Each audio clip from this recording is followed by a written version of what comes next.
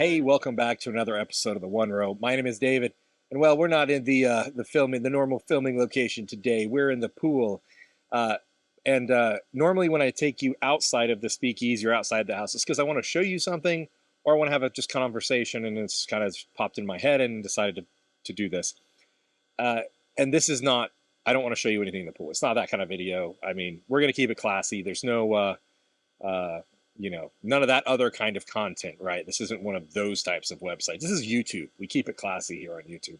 Anyway, so what I want to talk to you all about, though, is in the, we talk about, everyday carry and gear and preparedness, firearms, and all this other stuff, right? And I think a lot of times, particularly when we get into the preparedness type stuff, people tend to think that, well, you're preparing for the end of the world, or they call it SHTF, if the crap hits the fan, right? And there was a video that another channel did, and I stumbled across it the other day, and it made me kind of think about this topic. So I think this like Mike Tango Whiskey. It's not a whiskey channel at all. This guy has some interesting conversations. Anyway, check him out. I'll post the link in the description or something, just as a reference back to it. But he talked about how preparing for the crap hitting the fan or the end of the world as we know it is like the most dramatic and might, get the most clicks, and it might be the most interesting, and it might be the sexiest, right? Like, some people have these prepper fantasies of, saving everybody in the zombie apocalypse or whatever it is, right? And that's fine if that's what gets you going, and that is what gets you into preparedness, and is for the absolute worst case scenario. The reality is that absolute worst case scenario, the chances of that actually happening, let's not kid ourselves, right, is very, very, very small. Now, with my luck, I'm going to post this video, and like a week later, we will hit the end of the world, because that's just my luck. So I apologize, world, if I instigated the end of the world by bringing up this topic. But so but I mean, the reality of preparedness, and the whole reason that we, at least for me, that I got into preparedness was because I wanted to be ready for whatever life would throw at me. And that can be as simple as losing my job, right? It can be as simple as, there's a tornado, or there's a regional disaster, natural disaster of some kind, right? Most places in this country are susceptible to some kind of weather or natural disaster. California's got earthquakes, mudslides, fires. Texas, all the way through the Florida panhandle, and then up the coast, the East Coast to as far as North Carolina, is hurricane country, right? All through the Midwest and South, you've got tornadoes, floods in certain. We saw the devastating, awful floods in Texas. You've got earthquakes through certain areas in the East Coast as well. They're more rare, but when they happen, they're actually significant. Fires. What else? I mean, there's all kinds of disasters, right?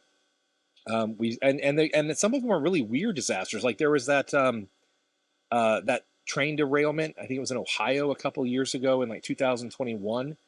And you couldn't have predicted that, right? The entire town was essentially dealing with this giant toxic waste mess.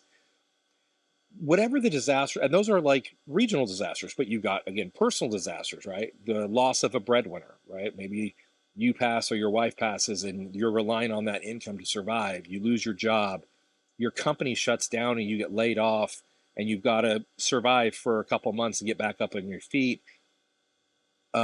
The point is, and those can range into, even more dramatic situations like war, could be a regional conflict. So, obviously in Europe, right? I don't think the people in Ukraine legitimately thought Vladimir Putin was going to invade when he did. And so I don't know that they were actually like, hey, we got to prepare for Putin, coming to, invading Kyiv or whatever. We don't see the reality of some of the situations until they happen, right? And so some of us in this community are concerned about the stability of our government, right? The United States government. And what happens if the government falls? What happens if it changes into some kind of a dictatorship? we have, some of us have these prepper fantasies, and we want to be ready for the minor stuff all the way up to the more severe, drastic, crazy stuff, right? And a lot of the preparedness that we do can start from a very basic and then scale up. So right now I'm working on our car kits, like our car emergency kits for each of our vehicles. Video coming soon, stay tuned. But that is a base level of preparedness for if one of the kids are driving the cars, if my wife's driving the cars, or I'm driving the cars, and we don't have any other kind of stuff with us, what's going to be in that emergency pack in the car, whether it be some basic tools, fix a flat, light, like strobe lights for traffic, traffic light flare type lights, uh, all the way into water or first aid stuff. So what basic stuff do I want in there? Because how many of you have had a flat tire, right? How many of you have been in a snowstorm and a blizzard, had to pull off the highway and just kind of wait it out till the snow trucks could get to you? How many of you have had a breakdown of some kind? Your transmission, you get blown and you can't move. And so it's more about being ready for everything. Now, some of those same things that go into that emergency kit in your car, will there be valuable? Like if if the end of the world as we know it started to happen while you're driving your car, well, having a flashlight and having some water and having some emergency blankets or ponchos, umbrellas might be really, really helpful as a starter to maybe get back home. Like we talk about get home bags and or bug out bags, and these might be good things to augment those systems. So a lot of what we talk about in the preparedness community are these systems and how the systems can build off each other. So you have your emergency preparedness um, kit, and then that builds into other things.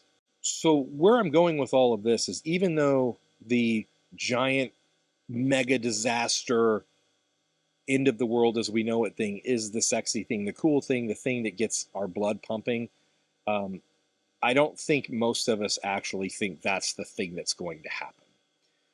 For me, my big thing is nuclear war, right? I grew up when the Soviet Union still existed, and we still had our nukes on high alert at all times, and that was just part of when I was what, 10 years old, 12 years, 10 years old when the wall fell, and so, but I still see the proliferation of nuclear weapons as the one of the greatest existential threats to humanity. And it may not be us and Russia. I mean, India and Pakistan go after each other all the time, and they're both nuclear armed neighbors. India and China, both nuclear armed, and go after each other. So it may have nothing to do with us, and we get sucked into it, right?